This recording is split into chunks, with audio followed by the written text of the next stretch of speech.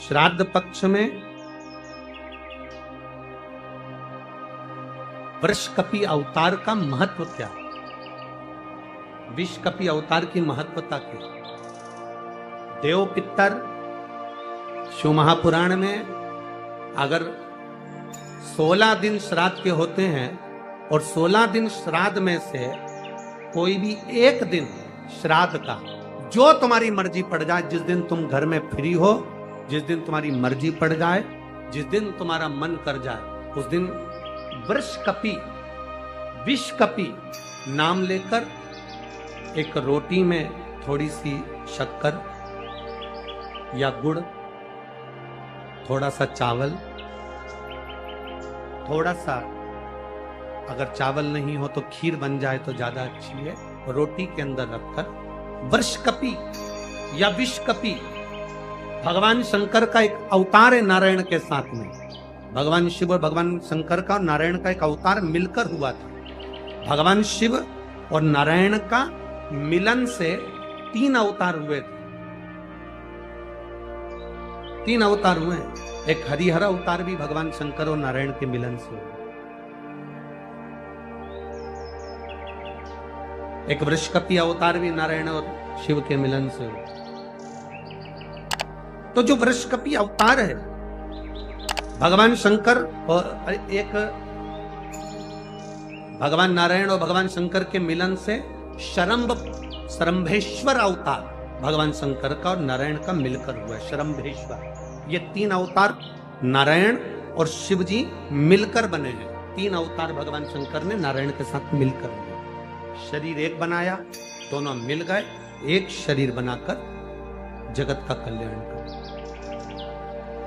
रोटी हो तो रोटी, पूड़ी हो तो पूड़ी, पराठा हो तो पराठा, जो तुम बनाए हो उसमें थोड़ा सा मात्रा दूध चावल की या खीर की, थोड़ी सी मात्रा गुड़ की, और वृषकपि या विषकपि अवतार का नाम लेकर अपने दरवाजे के बाहर खड़े होकर जो गौ माता को श्राद्ध पक्ष में किसी भी दिन ये भोजन वृषकपि का नाम लेकर दे देते हैं, उसके घर में कभी संपदा की कमी नहीं आती, धन की कमी नहीं होती। श्राद्ध पक्ष का ये स्वरूप है विषकपि अवतार। एक बार सब बोलेंगे, बोल विषकपि भगवान की।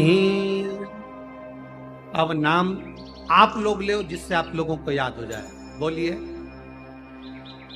विषकपि भगवान की। आप विषकपि बोल सकते हो, वृषकपि भी बोल सकते हो, वृषकपि भी बोल सकते हो और विषकपि भी बोल सकते हो। दोनों नाम में से कुछ भी। हाँ, अगर आप नेट पर सर्च करोगे या आजकल लोग क्या है, कथा सुनने के बाद नेट पर जल्दी सर्च करते हैं, तो गूगल आदि पर सर्च करोगे तो विषकपि भी आ सकता है, वृषकपि भी आ सकता है। पुराण में अगर ढूंढोगे, शिव पुराण के अंतर्गत या स्कंद पुराण में या गर्ग संहिता में या कूर्म पुराण में, बरहा पुराण में अगर आप ढूंढेंगे तो उसमें वृषकपि और विषकपि कोष्टक में बना हुआ है। पहले आएगा विषकपि, फिर कोष्टक में आएगा वृषकपि। हनुमान जी पूर्व जन्म में कौन थे? बोलो रे कोटा वाले। हनुमान जी का जो अवतार हुआ राम अवतार के समय पर, त्रेता में जो मेरे राम जी का जो सुंदर अवतार हुआ, तो राम जी के साथ में जो हनुमान जी प्रकट हुए, ये हनुमान जी को पूर्व जन्म में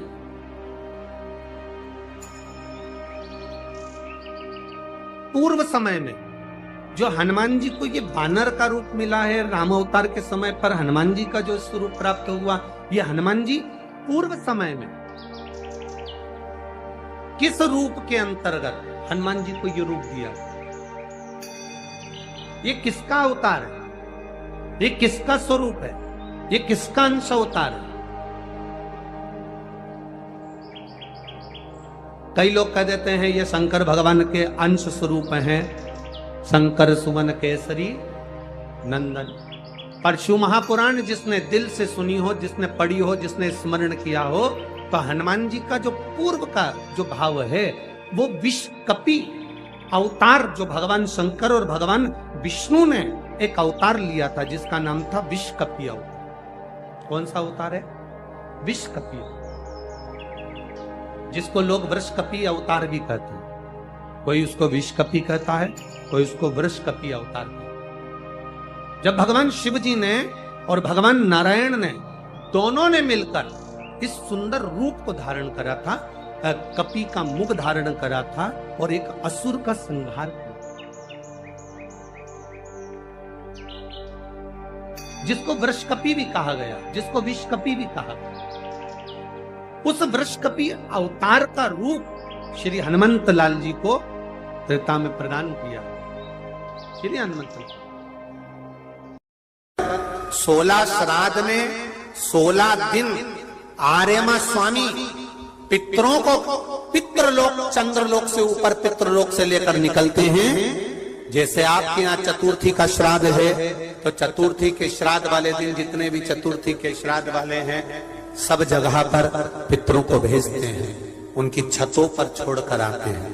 फिर 7 दिन तक श्राद्ध वाले 16 दिन तक पितृ पूरी पृथ्वी पर मृत्यु लोक में भ्रमण करते हैं, श्राद्ध का भोजन करते हैं। एकम का श्राद्ध जिसका होता है उसको भेजते, दूज का जिसको भेजते, तीज का जिसको भेजते। इनको लेकर उस दिन वापिस नहीं जाते, इनको अमावस्या वाले दिन लेकर जाते। 16 दिन श्राद्ध के पूर्वज पितृलोक छोड़कर चंद्रलोक छोड़कर मृत्यु लोक में रहे, भ्रमण करते रहे। 2 चावल का दाना आप अपने पूर्वजों के पितरों के स्थान का स्मरण कर कर या परिंदा या मटके का स्मरण कर कर छत पर डाल दो, उसका स्मरण रहे, मिले उसका। श्राद्ध पक्ष के अंदर चुटकी भर आटा दरवाजे की दोनों चौखट पर डाला जाता है। किसी किसी के यहाँ दरवाजे पर आटे से रंगोली बनाई जाती, वो देव पितर के भाव से डाला। जिस बेटे बेटी का मंगल विवाह नहीं हो रहा हो, शुभ कार्य की सूचना नहीं आ रही हो, बहुत दिनों से एक फाइल कहीं लगी हुई है, अटकी हुई है, नहीं काम हो रहा, हम उनसे कहेंगे ये जो 16 दिन श्राद्ध के हैं, जितने दिन निकल गए, जितने दिन बचे हैं उन दिन में आपके दरवाजे के बाहर एक चुटकी घर से आटा लाकर चौखट के इस ओर चौखट के उस ओर दोनों जगह चुटकी भर आटे को डालना प्रारंभ करो। 16 दिन श्राद्ध के पूर्ण हो। जब अमावस्या आए किसी जलाशय, सरोवर, तालाब, बावड़ी, कुआं के पास में घी का दिया लगाकर आना, बाबा से प्रार्थना कर आना। केवल 22 से 24 दिन निकलते हैं और घर में कोई शुभ कार्य की सूचना आना प्रारंभ हो। रोटी जब देते हैं या तो गाय के मुख में 16 श्राद्ध में जब रोटी देते हैं तो रोटी को बीच में से तोड़कर, रोटी का जो भाग होता है उसको मतलब ऊपर से फुलका का परत नहीं निकालना है। रोटी जो सीधी सीधी है ना, जैसे ये रोटी है तो इसको बीच में से तोड़ लिया, 2 भाग विभाजित कर लिया, नीचे वाले भाग में भी थोड़ा सा गुड़ शक्कर रख लिया, ऊपर वाले भाग में भी गुड़ शक्कर रख लिया, एक के ऊपर एक रोटी को रख लिया, वो गाय को दी। तो अपन श्राद्ध पक्ष में 2 पूड़ी का प्रमाण है कि गाय को 2 रोटी दी जाती है, कुत्ता को 2 रोटी दी जाती है। 2 पूड़ी रख के देते, देते आप लोग तो देते होगे, 2 पूड़ी के ऊपर पूड़ी रखकर, थोड़ा सा मीठा रखकर, नमकीन रखकर, कुत्ते को भी देते, 2 पूड़ी तोड़कर कागा को भी देते। 2 पूड़ी का प्रमाण कहां से आया? 2 भाग रोटी के टुकड़े का प्रमाण कहां से आया? श्राद्ध पक्ष में ही ऐसा क्यों किया जाता है? बाकी के समय पर तो कोई ऐसा 2 पूड़ी का प्रमाण ही नहीं, पर श्राद्ध पक्ष में ये क्यों कहा जाता है कि पूड़ी के ऊपर पूड़ी रख दे, उसमें मीठा रख दे, खीर शक्कर रख दे, गाय को दिया, कुत्ते को दिया, कागा को दिया, ऐसे क्यों कहा जाता है? उसका कारण क्या होता है? उसका केवल एक कारण है, जो नारी ने भोजन का निर्माण करा है, जो घर की बहू भोजन बनाई है, जो घर की बेटी ने भोजन बनाया है, घर की माता ने भोजन बनाया है। महाराज, पिता पुरुष एक कुल को तारता है, बेटी 2 कुल को तारती है। जब श्राद्ध पक्ष में 2 भाग रोटी के कर कर गाय को देती है, 1 भाग तो उसके ससुराल वालों को मिलता है, ससुराल को। जब गया जी का पिंड होता है तो नाना नानी सबका स्मरण कराया जाता है। 4 भाइयों का परिवार है, पर पितृदोष मुझ पर ही क्यों आ रहा है? मैं क्यों तकलीफ भोग रहा हूं? मेरे को क्यों कष्ट आ रहा है? मेरे क्यों पांव दुख रहे हैं? मेरे घर में क्यों ऐसी परेशानी आती है? सबकी सब तो सुखी है। ध्यान रखना, पितरों का जिससे लगाव होता है और जिसको पितरों ने दिया होता है, पूर्वजों ने दिया होता है, भगवान ने दिया होता है, लालसा उसी से होती है। भीख मांगने वाला, भिक्षा मांगने वाला भिखारी भी होता है, भिक्षुक भी होता है। तो गाड़ी देख लेता है कि 4 व्हीलर गाड़ी से आया है तो सेठ जी 10 रुपया देगा। कोई पैदल जाता है तो भिखारी भी सोचता है बेचारा क्या देगा, उसके पास तो खुद नहीं, पाँव में चप्पल नहीं पहना है, फिर भी हाथ फैला देता है कि दे दे तो ठीक है, नहीं तो कोई गाड़ी वाला तो देगा ना मुझको। उसी तरह घर के पूर्वज, घर के जो आहूत होते हैं, घर के जो पितर होते हैं, घर के जो वासुक होते हैं, घर के जो पूर्वज होते हैं, आशा उसी से लगते हैं जो दे सकता है। जिसके पास है ही नहीं उससे क्या आशा रखेंगे? जिसके पास कुछ है ही नहीं उससे आशा रखना क्या? देने के लिए कुछ भी नहीं। हम हमारे पूर्वजों को क्या मत दो ना, इस्माइल तो दे सकते हो। जिस दिन तुम्हारे पूर्वजों का श्राद्ध है, तुम्हारे पास में खिलाने के लिए अन्न नहीं है, तुम्हारे पास देने के लिए दान नहीं है, तुम ब्राह्मण को घर में नहीं बुला सकते, कुछ भी नहीं दे सकते, तुम्हारे पास देने के लिए वस्त्र नहीं, आभूषण नहीं, कुछ भी नहीं, मत दो।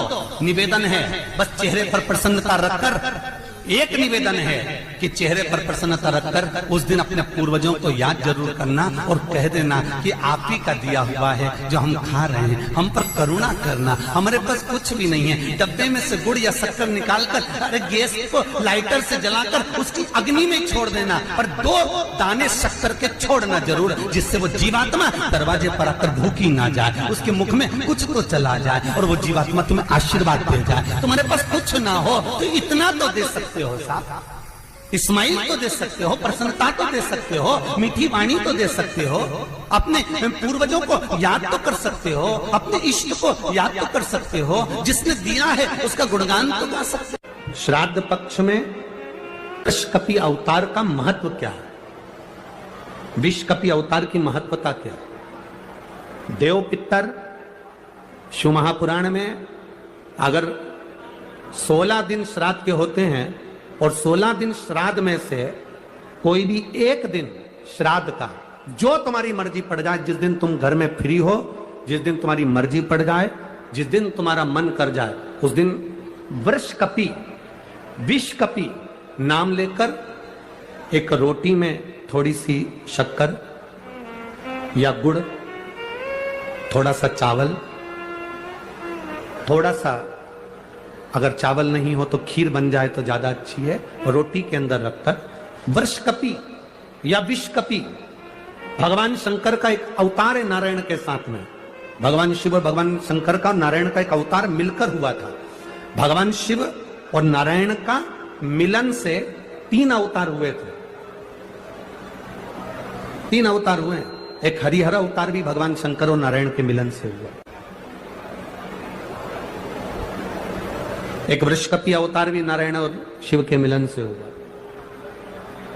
तो जो वृषकपि अवतार है भगवान शंकर और एक भगवान नारायण और भगवान शंकर के मिलन से शरंभेश्वर अवतार भगवान शंकर का और नारायण का मिलकर हुआ है, शरंभेश्वर। ये 3 अवतार नारायण और शिव जी मिलकर बने हैं। 3 अवतार भगवान शंकर ने नारायण के साथ मिलकर लिया, शरीर एक बनाया, दोनों मिल गए, एक शरीर बनाकर जगत का कल्याण करो। रोटी हो तो रोटी, पूड़ी हो तो पूड़ी, पराठा हो तो पराठा, जो तुम बनाए हो उसमें थोड़ा सा मात्रा दूध चावल की या खीर की, थोड़ी सी मात्रा गुड़ की, और वृषकपि या विषकपि अवतार का नाम लेकर अपने दरवाजे के बाहर खड़े होकर जो गौ माता को श्राद्ध पक्ष में किसी भी दिन ये भोजन वृषकपि का नाम लेकर